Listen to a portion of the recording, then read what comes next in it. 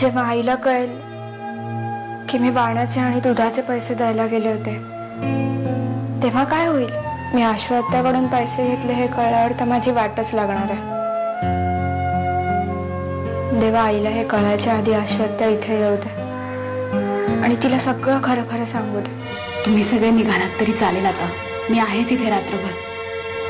मीरा, तू आहेस तर खरंच काळजी नाही. काही लागलं सवरलं तर लगेच फोन करा मला. नक्की. चल शुभंकर, निघू आपण. निघतो मीरा. हो चल. नाही म्हणजे आशूची तब्येत अशी असताना मी इथून कशी हलू शकेल? मीरा आहे ना, आणि ती म्हणाली आहे काळजी करण्याचं काहीच कारण नाही म्हणून. असं तुम्हाला वाटतंय ना?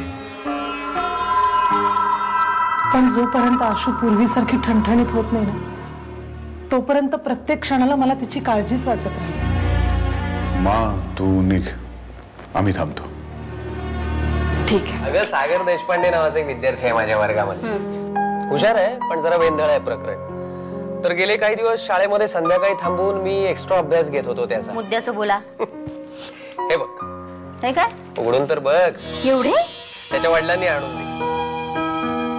मी किती समजावलं त्यांना. मी म्हटलं मी काही त्याची एक्स्ट्रा अशी ट्युशन घेतलेली नाहीये, फक्त मार्गदर्शन केलं त्याला, पण ते ऐकायलाच तयार नाही. त्यांचं म्हणणं माझ्या विशेष मार्गदर्शनामुळे सागरचं फक्त संस्कृतच नव्हे सगळे विषय सुधारले. बरं, मी काय म्हणतो, बरेच दिवस एक गोष्ट आहे मला. एक छानशी साडी घेऊया तुला. साडी पिढी राहू दे, अगोदर वाण्याचे पैसे देऊन आणि सगळ्यात महत्वाचं म्हणजे त्या दुधवऱ्याचे पैसे द्या. पहिल्या देऊया ग. आत्ताच्या आत्ता जाऊन देऊन या.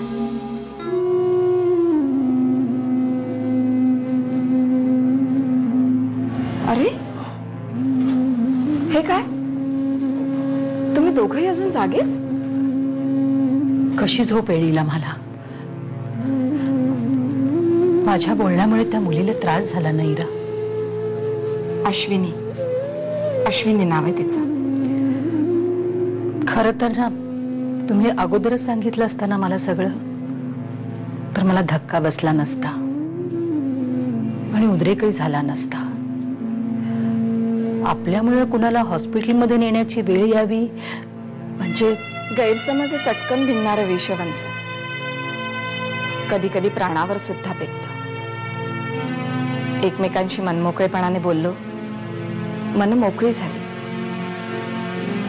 आता तुम्हीही स्वतःला दोष देत बसू नका. अश्विनी आता ठीक आहे ना? हो, तिचं बीपी लो झालं होतं आणि चक्कर आली होती. आता तिला ऑब्झर्वेशन खाली ठेवलंय, पण काळजीचं काहीच कारण नाही. देवच पावला म्हणायचा. माझ्या मनावरचं ओझं कमी झालं बघ. चला.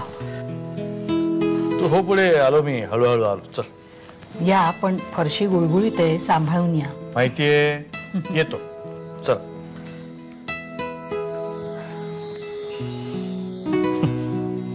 काही म्हणा, माणसाच्या स्वभावाला औषध नाही हेच खरं.